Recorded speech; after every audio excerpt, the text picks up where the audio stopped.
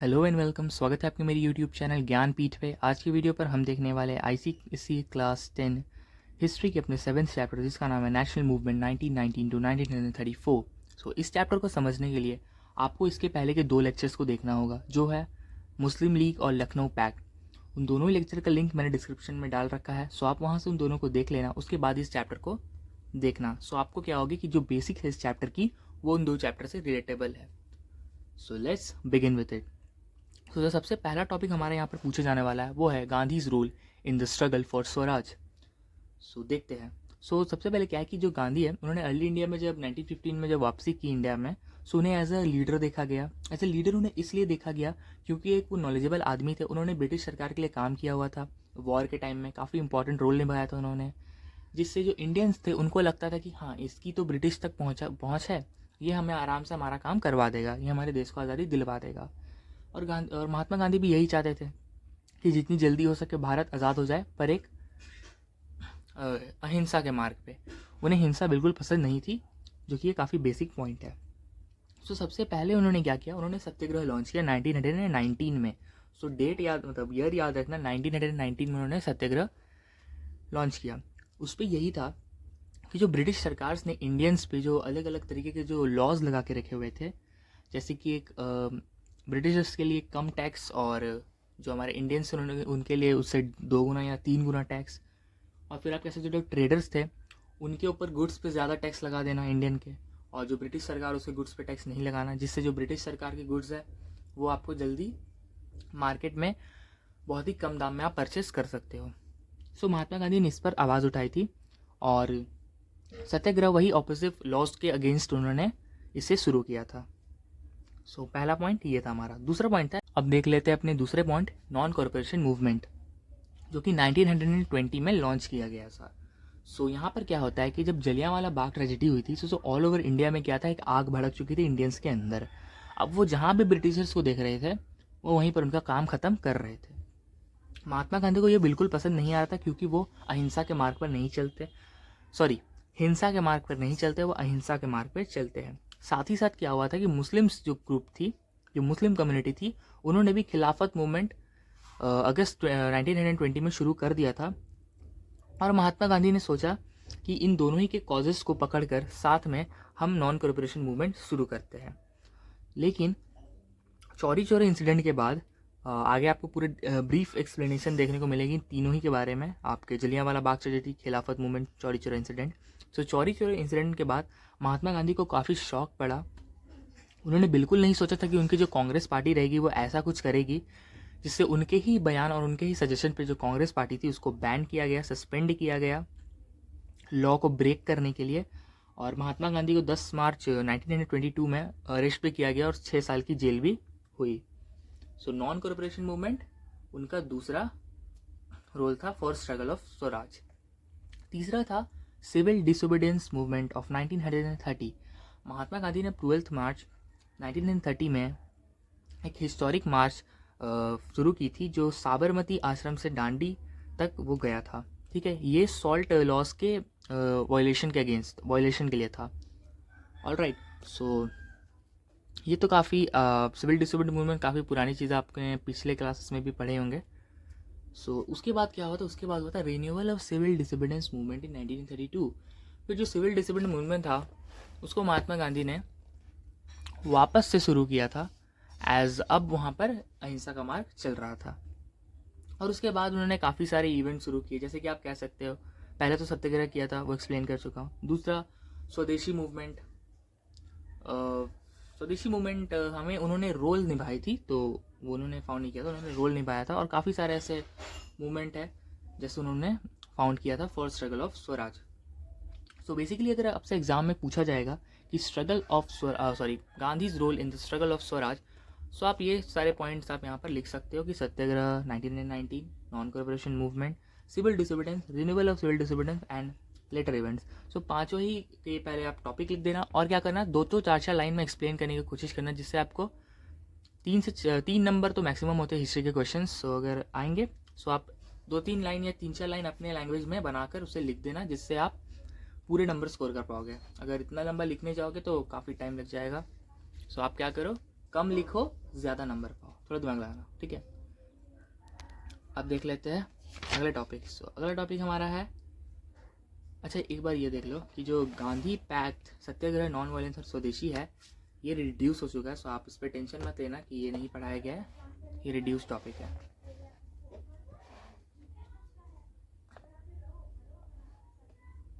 ठीक है।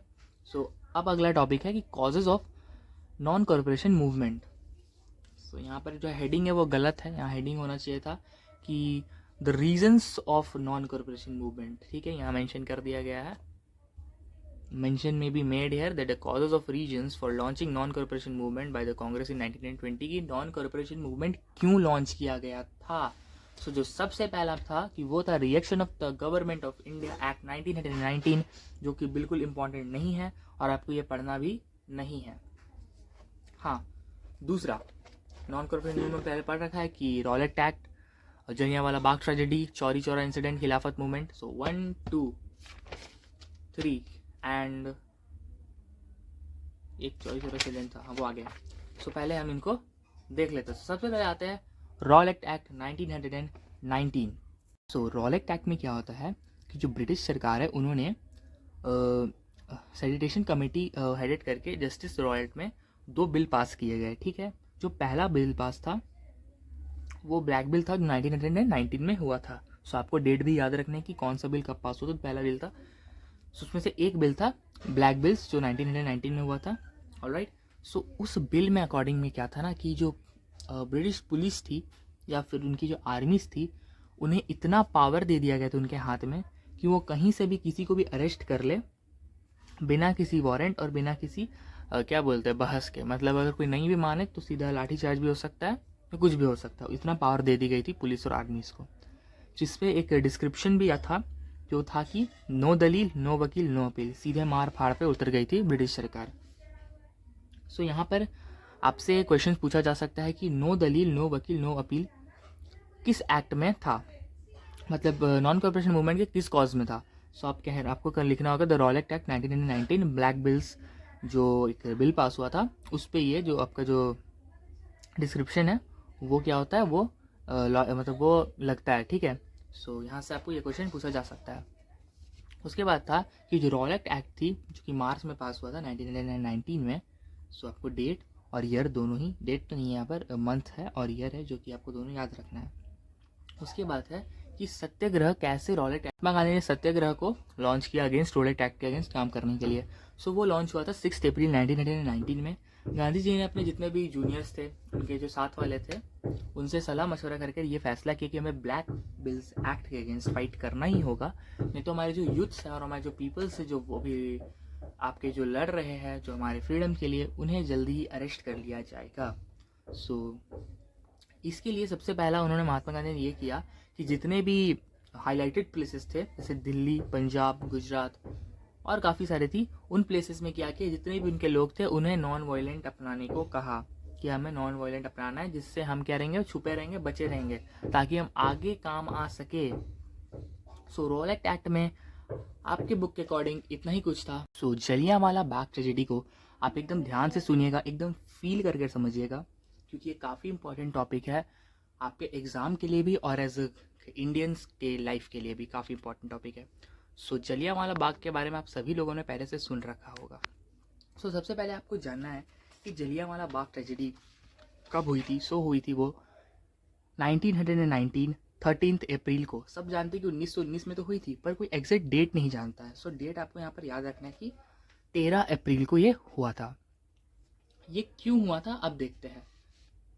क्या हुआ था कि महात्मा गांधी को उस समय जेल हुई थी, जेल में थे वो, और साथ ही साथ क्या हुआ, पंजाब के 2 सबसे बड़े जो लीडर्स थे जो डॉक्टर सतपाल और डॉक्टर सैफुद्दीन किचुई थे, उन्हें अरेस्ट कर लिया गया था। और वो काफ़ी इज्जतदार, मतलब काफ़ी मतलब फेमस थे, उनके लिए लोग मर मिटने के लिए भी वहाँ पर तैयार थे। सो उन्हें अरेस्ट कर लिया गया, जिससे क्या होता है कि पंजाब का जो सिचुएशन है वो ख़राब हो जाता है। वहाँ पर सब लोग वॉयलेशन पर उतर जाते हैं और क्या दंगे और फसाद होने शुरू हो जाते हैं ब्रिटिश सरकार के अगेंस्ट, जिससे क्या कहते हैं ब्रिटिश सरकार से वो वॉयलेशन संभला नहीं जाता और वो कर देते हैं किसे हैंडेड, वो कर देते हैं ब्रिगेडियर जनरल रिनल्ड डायर को। ठीक है, जिसको आप शॉर्ट फॉर्म में हम जानते हैं जनरल डायर। सो उन्होंने क्या किया, उन्होंने 13 अप्रैल एक प्लान बनाया कि 13 अप्रैल को हम एक मीटिंग करवाते हैं बैसाखी डे में, ठीक है। सो उन्होंने क्या किया, 13 अप्रैल को सारे ही पंजाब के सभी लोगों को कह दिया कि भैया अमृतसर में जलियांवाला बाग में मीटिंग होने वाला है, सो आप सभी इनवाइटेड हो, आ जाना। सो एज़ पर उस न्यूज़ के हिसाब सभी ने यहाँ पर आ गए। सब पब्लिक ने सोचा कि मीटिंग होगा, कोई समझौता होगा, हमारे आज़ादी के लिए कोई बात होगी जो सरकार हमसे डायरेक्ट कर रही है। पर वहाँ पर क्या हुआ, जब सारे ही मेंबर्स जब अंदर आ गए, सारे ही लोग जब अंदर आ गए जलियांवाला बाग के, तब वहाँ पर जनरल डायर ने ओपन फायरिंग करना शुरू करवा दिया, ठीक है। उन्होंने अलाउ कर दिया अपने सोल्जर्स को ओपन फायरिंग करने के लिए, और 10 से 15 मिनट तक लगातार वहाँ पर फायरिंग हुई, जिससे काफ़ी ज़्यादा लोगों की वहाँ पर जान गई और साथ ही साथ काफ़ी इंजर्ड भी हुए। सो अगर आप सोच रहे होंगे कि वहाँ जब फायरिंग हो रही थी तो वहाँ जलियांवाला बाग से लोग भागे क्यों नहीं। सो जलियांवाला बाग एक ऐसा जगह था जो कि 3 तरफ से घिरा हुआ था, और जो 4th साइड थी वहाँ पर एक छोटा सा नैरो गेट था जहाँ से एट ए टाइम सिर्फ 2 आदमी बाहर निकल सकते, जिस गेट पर ब्रिटिश सोल्जर्स खड़े थे। और जो दीवार थी वो काफ़ी बड़ी थी और सेंटर में एक कुआं था वहाँ पर। सो वहाँ से भागना काफ़ी मुश्किल था हमारे इंडियंस के लिए उस वक्त के। सो इसीलिए वहाँ से नहीं भाग पाए, और जो जनरल डायर थी उनके चपेट में वो सब आ गए थे। सो अब क्या होता है कि अब क्या है कि इस जलियांवाला बाग ट्रेजेडी से जो इंडियंस फ्रीडम फाइटर्स थे उनके मन में काफ़ी बड़ा एक सवाल आया कि ब्रिटिश सरकार हमारे साथ ऐसा क्यों कर सकती है। वो सोचते थे कि ब्रिटिश सरकार हमारे लिए हमें क्या बोलते इज्जत से हमें आज़ादी देगी, या फिर हम लड़ रहे हैं सो एक लीगल तरीके से आज़ादी देगी, वो ऐसा नहीं उठाना चाहिए था। सो इससे क्या होता है कि पूरा ऑल ओवर इंडिया में एक बहुत बड़ा वायलेंस शुरू हो जाता है, जिसे देखकर महात्मा गांधी ने नॉन कॉर्पोरेशन मूवमेंट को शुरुआत की थी, ठीक है। अब यहाँ पर नेशनल वाइड प्रोटेस्ट भी होना शुरू हो गए थे। रविंद्रनाथ टैगोर ने अपने नाम से नाइटहुड टाइटल को हटा दिया, ठीक है, जो कि टाइटल ऑफ सर है, सर को ही हटा दिया उस जलियांवाला ट्रेजेडी के हित में। उन्होंने क्या किया कि जितने भी लोग वहाँ पर शहीद हुए थे उनको उन्होंने अपने टाइटल के सर को हटा दिया, ठीक है। अब क्या हुआ, उनके जो सर लगते उसके आगे सर रविंद्रनाथ टैगोर वो हटा दिया, इसलिए हम आज भी उन्हें रविंद्रनाथ टैगोर ही कहते हैं।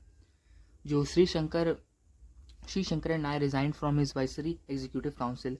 शंकरन नायर ने वाइसरी काउंसिल से रिटायरमेंट ले ली। साथ ही साथ महात्मा गांधी की जो नॉन कॉर्पोरेशन मूवमेंट उन्होंने शुरू की थी वो भी ज़्यादा देर तक नहीं चल पाया, क्योंकि चौरी चौरा इंसिडेंट भी वहाँ पर हो गया था, जिसमें काफ़ी बड़ा महात्मा गांधी को भी झटका लगा कि हम अगर अहिंसा के मार्ग पर चल रहे हैं तो हमारे जो लोग हैं वो अहिंसा पर नहीं जाने चाहिए। सो महात्मा गांधी ऊपर फेल हो गए थे लोगों को अहिंसा के पाठ पढ़ाने में, अहिंसा के पाथ में लाने में। और उस वक्त ऐसा कोई सीन भी नहीं था कि लोग हाँ अहिंसा पे आ गए, क्योंकि जलियांवाला बाग ट्रेजेडी काफ़ी बड़ी थी। अकॉर्डिंग टू ब्रिटिश सरकार वहाँ पर 200 पीपल ही, सिर्फ 200 या 250 पीपल्स ऑलमोस्ट वहाँ पर लोगों की जान गई थी, और कुछ 500 से 600 लोग इंजर्ड हुए थे। पर अकॉर्डिंग टू कांग्रेस या फिर इंडियंस आप कह सकते हो कि 1000 से ज़्यादा लोग वहाँ पर मरे थे, और जो इंजर्ड पीपल थे उनकी कोई काउंटिंग ही नहीं थी। सो जलियांवाला बाग ट्रेजेडी में जो कुछ था यही था। अगर आपको बुक की थ्योरी पढ़नी है तो आप उसे भी पढ़ सकते हो, कोई मनाही नहीं है, बट ऑल टू जो भी था ये काफ़ी इंपॉर्टेंट चीज़ था। सो अब देखते हैं हम अपने टॉपिक जिसका नाम है खिलाफत मूवमेंट। कहते हैं खिलाफत मूवमेंट को, जैसे हमने जलियांवाला बाग आराम से पढ़ा, एकदम समझ के पढ़ा, उसी तरीके से हम खिलाफत मूवमेंट भी पढ़ना होगा, तभी हम समझ पाएंगे। वीडियो काफ़ी लंबी हो रही है लेकिन ये समझना काफ़ी ज़रूरी है, क्योंकि एग्ज़ाम ऑफ पॉइंट व्यू से ये काफ़ी इंपॉर्टेंट टॉपिक्स है। सो देख लेते हैं खिलाफत मूवमेंट। सो खिलाफत मूवमेंट शुरू होने का सबसे बड़ा कारण था कि जो ऑटोमन एम्पायर थी, चलिए उससे भी पहले जान लेते हैं कि जब फर्स्ट वर्ल्ड वॉर में जो अलाइंड थी वो जीत गई थी, ठीक है। और कोई भी जब वॉर होता है, अगर मान लीजिए आज अगर इंडिया पाकिस्तान के बीच में वॉर होता है, सो अगर इंडिया जीत जाएगी सो इंडिया की अब रूल चलेगी सामने वाले देश पे, पाकिस्तान पे। सो इंडिया क्या करेगा, इंडिया रिस्ट्रिक्शंस लगाना शुरू करेगी पाकिस्तान में। उसी तरीके से क्या किया, ब्रिटिशर्स ने जो हारी थी जैसे जर्मनी, ऑस्ट्रिया हंगरिया, बुल्गारिया और ऑटोमन एम्पायर, ठीक है, इन पे रिस्ट्रिक्शंस लगाना शुरू कर दिया। ऑटोमन एम्पायर क्या था, ऑटोमन एम्पायर था मुस्लिम्स कंट्रीज थी, काफ़ी सारी मुस्लिम कंट्रीज का एक ग्रुप था, एक ट्रूप था, जो ऑटोमन एम्पायर के नाम से उस वक्त जाना जाता था, ठीक है। बेसिकली उसे टर्की कहा जाता था अगर एक नाम से बुलाया जाए। सो उसके बाद फिर ईरान, इराक, इजिप्ट में वो डिवाइड होने लग गया धीरे धीरे। सो उस पर नहीं जाना हमें, अभी हमें यहाँ पर खिलाफत मूवमेंट के बारे में जानना है। सो ठीक है, सो यहाँ पर क्या होता है कि जो मुस्लिम लीडर थे ना उस समय के, उसका नाम था खलीफ, ठीक है, सुल्तान के, और उसे माना जाता था एक क्या बोलते हैं, प्रॉफिट मोहम्मद का एक सक्सेसर माना जाता था सभी मुस्लिम्स के द्वारा ऑल ओवर वर्ल्ड, ठीक है, जिससे उनकी काफ़ी इज्जत थी। पर वर्ल्ड वॉर 1 हारने के बाद ब्रिटिश सरकार के जो ट्रीटी ऑफ वर्सेस के अकॉर्डिंग उन्हें होली उसके जो मुस्लिम्स के जो होली प्लेसेस है उनके उनसे कब्जा ले लिया गया, उनसे हटा दिया गया उन्हें वहाँ पर, जहाँ पर क्या हुआ कि जो देश भर के मुसलमान थे ब्रिटिश के अगेंस्ट हो गए, और ऐसे अगेंस्ट थे भाई आज़ादी चाहिए थी, और अगेंस्ट हो गए। साथ ही साथ जो इंडियन मुस्लिम्स थे वो भी भड़क गए, और उन्होंने एक खलीफा मूवमेंट को शुरू करने का एक क्या बोलते हैं, खलीफा मूवमेंट शुरू करने का प्रण लिया। सो उन्होंने क्या किया, सारे ही मुस्लिम्स को जोड़कर उन्होंने खिलाफत मूवमेंट शुरू करने, खलीफा मूवमेंट शुरू करने का जोर किया था। पर महात्मा गांधी को जब पता चलता है कि आपके जो मुस्लिम्स एक खिलाफत मूवमेंट शुरू कर रही, जो कि अली ब्रदर्स के द्वारा शुरू किया गया है, मोहम्मद अली और शौकत अली को, सो उन दोनों को ही बुलाया गया महात्मा गांधी ने अपने पास बुलाया। वहाँ पर उनसे बात करके कहा कि आप ये वॉर क्यों शुरू कर रहे हो। तो बोलते हैं कि देखो बापू, अब हमारे धर्म पे बात आ गई है, अब हम उन्हें मार देंगे, काट देंगे। सो महात्मा गांधी सोचते हैं कि ये सही मौका है हिंदू और मुस्लिम्स को एक साथ लाने का। सो वो कहते हैं कि एक काम करो, हमारा भी मकसद है ब्रिटिश को मारना, तुम्हारा भी मकसद है ब्रिटिश को मारना, चलो एक साथ मिलकर क्यों ना मारे। सो जो अली ब्रदर्स थे उन्होंने बापू की बात को थोड़ी समझदारी समझ के हाँ भर दी, और क्या किया, 19 अक्टूबर को 1990 में जो खिलाफत डे मनाया जाता है उसमें एक जॉइंट कॉन्फ्रेंस कराया गया, और हिंदू और मुस्लिम्स को जो खिलाफत मूवमेंट थी उसको उसमें क्या किया, हिंदूज को भी ऐड कर दिया गया, ठीक है, और उनके जो लीडर को बना दिया गया, महात्मा गांधी को उनका लीडर बना दिया गया, और वो एक अहिंसा के बात पर ही वहाँ पर चल रहे थे, ठीक है। महात्मा गांधी चाहते थे कि हाँ हिंदू और मुस्लिम साथ में लड़े और अपने देश को आज़ादी दिलाए।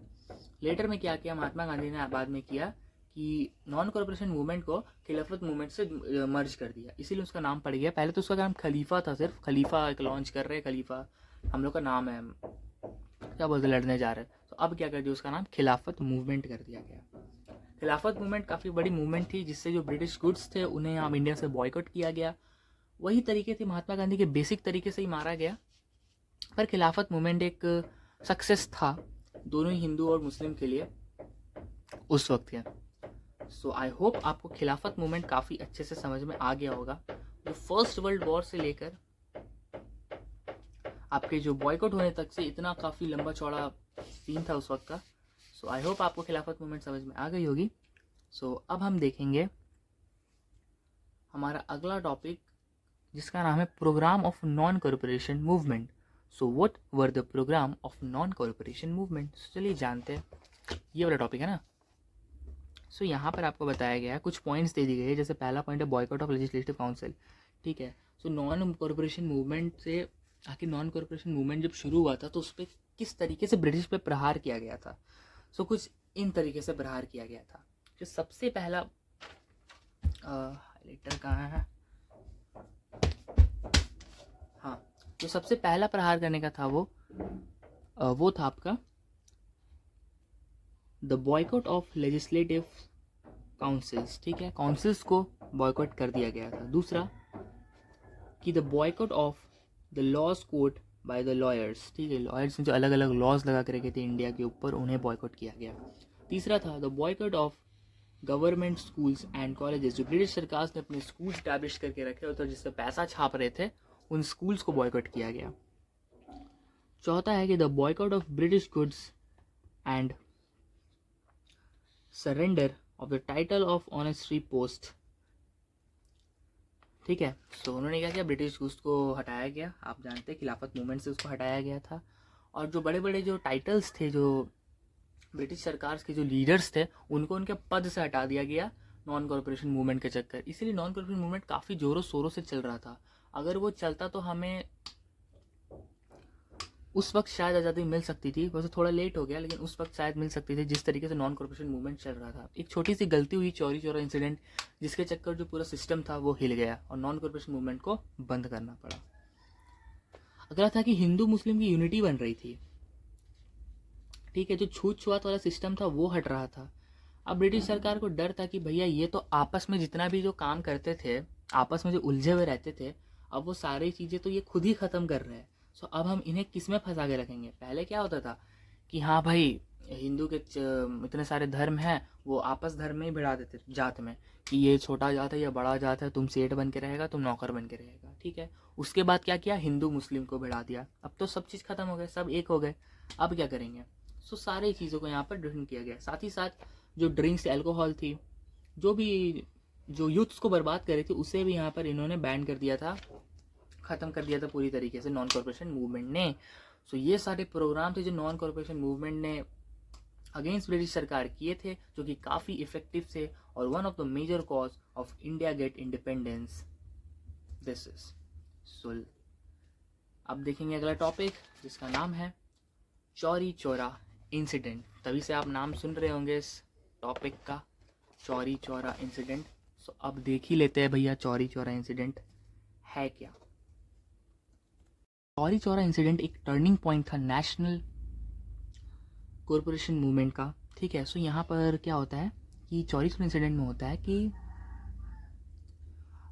1-2 साल नॉन कॉरपोरेशन मूवमेंट के चलने के बाद आपका एक छोटा सा प्लेस है चौरी चौरा, ठीक है, गोरखपुर के डिस्ट्रिक्ट में, उत्तर प्रदेश स्टेट में एक छोटा सा जगह है जिसका नाम है चौरी चौरा। वहाँ पर क्या होता है, वहाँ के लोग क्या करते हैं कि एक पुलिस स्टेशन है जहाँ पर उन्होंने जितने पुलिस वाले थे उनके साथ बदसलूकी और मारपीट की, और साथ ही साथ उस पुलिस स्टेशन पर सीधा आग लगा दिया, और जिससे जिंदा 20 पुलिस मैन वहीं अंदर जल गए, जिससे ब्रिटिश सरकार में तहलका मच गया कि भाई ये क्या हो गया। और साथ ही साथ जो गांधी जी थे वो भी शौक में आ गए कि भैया नॉन कॉरपोरेशन मूवमेंट तो इतना अच्छा चल रहा था, ये क्या कर दिया इन्होंने। अब नॉन कॉरपोरेशन मूवमेंट पर डायरेक्ट इफेक्ट करेगी, ब्रिटिश सरकार डायरेक्ट अटैक करेगी। हम सीधे सिद्धांत पे चल रहे थे एकदम लाइन टू लाइन, इन्होंने क्या कर दिया, अब लाइन बिगाड़ दिया है हमारा। तो इससे सही बात है कि गांधी जी काफ़ी नाराज़ हुए। साथ ही साथ गांधी जी से डायरेक्ट पूछताछ हुई, और गांधी जी ने क्या कहते हैं, कांग्रेस के अगेंस्ट बयान दिया, जिससे क्या हुआ, कांग्रेस को सस्पेंड कर दिया गया, क्योंकि लॉ ब्रेक किया था उन्होंने, लॉ ब्रेक कर दिया था उन्होंने, किसका, नॉन कॉरपोरेशन मूवमेंट का, जिससे क्या हुआ, महात्मा गांधी को आगे जेल भी हुई थी। सो ये टर्निंग पॉइंट था चौरी चौरा इंसिडेंट। काफ़ी जगह आपने सुन लिया इस चैप्टर में। सो यही था चौरी चौरा इंसिडेंट का मतलब कि हुआ क्या था कि 2 साल बाद क्या हुआ कि एक छोटा सा प्लेस था चौरी चौरा, गोरखपुर डिस्ट्रिक्ट में, उत्तर प्रदेश, जहाँ उत्तर प्रदेश में जो कि है, वहाँ पर पुलिस स्टेशन में कुछ वॉलंटियर्स ने आग लगा दिया, जिससे अंदर 20 पुलिस वाले जिंदा जल गए, जिससे क्या हुआ, ब्रिटिश सरकार हिल गई और उन्होंने डायरेक्ट नॉन कॉरपोरेशन मूवमेंट पर अटैक मारा, नॉन कॉरपोरेशन मूवमेंट को बंद करवाया, साथ ही साथ कांग्रेस को सस्पेंड भी करवाया महात्मा गांधी की हेल्प से, और महात्मा गांधी को 6 साल की जेल भी हुई थी, ठीक है। सो चौरी चौरा इंसिडेंट यहाँ पर हुआ खत्म। अगला टॉपिक है suspension of the non corporation movement और इम्पैक्ट और सिग्निफिकेंस ऑफ मूवमेंट। सो ये दोनों टॉपिक है जो कि रिड्यूस हो चुके हैं, सो आपको पढ़ने की ज़रूरत नहीं है। फिर भी एक छोटा सा बता देते हैं, suspension of non corporation movement. 1-2 line का क्वेश्चन अगर पूछेगा तो आप लिख देना कि नॉन कॉरपोरेशन मूवमेंट तो सही चल रहा था, जितना आपने पढ़ा है। पहले तो नॉन कॉरपोरेशन मूवमेंट शुरू क्यों हुआ, सबसे पहले रीजंस देना है भैया, ठीक है। उसके बाद बताना कि नॉन कॉरपोरेशन मूवमेंट में क्या क्या हुआ, और last non corporation movement suspend इसलिए हुआ चौरी चौरा इंसिडेंट की वजह से। तो लिख देना चौरी चौरा इंसिडेंट में जो पढ़ा है उसको सीधा सीधा छाप देना है, suspension of non corporation movement, बात खत्म, ठीक है। आपसे तो कोई नाम नहीं पूछेगा यहाँ पर, क्योंकि ये रिड्यूस टॉपिक है। और दूसरा इम्पैक्ट और सिग्निफिकेंस ऑफ मूवमेंट, ये तो बिल्कुल नहीं पूछेगा, इसको तो बुक से काट दो एकदम। अब वहीं पर जितने भी आपके इंपॉर्टेंट टॉपिक्स थे वो सारे टॉपिक्स ख़त्म होते हैं। मैंने पूरी चैप्टर कवर नहीं करवाई है, ठीक है। काफ़ी सारे टॉपिक्स है जो आ रहे हैं जो मैंने नहीं पढ़ाई, क्योंकि वो इंपॉर्टेंट नहीं है, जो आपके एग्ज़ाम में बिल्कुल नहीं पूछा जाएगा। आपके एग्ज़ाम में सिर्फ आपसे ये पूछा जाएगा कि ये जो पहले जो आपसे पढ़ाया मैंने वो पूछा जाएगा। और मेन टॉपिक अगर इस चैप्टर से अगर आपको कुछ भी नहीं पढ़ना है, अगर बोल रहे नहीं इस चैप्टर बहुत लेंदी है, अगर नहीं पढ़ना है, तो यार रॉलेट एक्ट, जलियांवाला बाग और खिलाफत मूवमेंट और चौरी चौरा इंसिडेंट, ये 4 चीज़ तो याद करके बिल्कुल जाना, वरना नहीं निकलेगा पेपर हिस्ट्री का, क्योंकि यहाँ से क्वेश्चन चारों टॉपिक से क्वेश्चन पूछे जाएंगे। कन्फर्म्ड है यहाँ पर, कन्फर्म 110% है कि चारों टॉपिक से क्वेश्चन पूछे जाएंगे। सो अगर बाद बाकी चीज़ अगर आप सोच रहे हो कि मैंने नहीं पढ़ाई, जैसे साइमन कमीशन, ठीक है, रिएक्शन, सिविल डिसोबीडियंस, तो ये इंपॉर्टेंस नहीं टॉपिक है, ये नहीं पूछे जाने वाले, कभी पूछे भी नहीं गए हैं। हाँ, ऐसी बात नहीं कि नहीं पूछे नहीं जा सकते, पूछा जा सकता है, पर उतने चांसेस नहीं है कि ये पूछे जाएंगे। सो मैंने इन चीज़ों को पढ़ा कर टाइम बर्बाद नहीं किया है। आपके एग्ज़ाम अभी नियर है, नज़दीक है, प्री बोर्ड्स भी आने वाले हैं। डेट तो नहीं आई है पर प्री बोर्ड्स का डेट आपको मिल गए होंगे। सो अकॉर्डिंग टू अगर आप इतना ही पढ़ कर जाओ इस चैप्टर से, क्योंकि अगर आप और खींचोगे इस चैप्टर को सो बहुत दिक्कत हो जाए। सो आई होप आपको वीडियो पसंद आई होगी। अगर वीडियो पसंद आया है सो वीडियो को लाइक करना, चैनल को सब्सक्राइब करना और कमेंट करके बता देना कि आपको मेरी एक्सप्लेनेशन कैसी लगी, और कमेंट करके ये भी बता देना कि नेक्स्ट वीडियो किस टॉपिक पे चाहिए। तब तक के लिए थैंक यू, बाय बाय, मिलते हैं किसी नेक्स्ट वीडियो पे।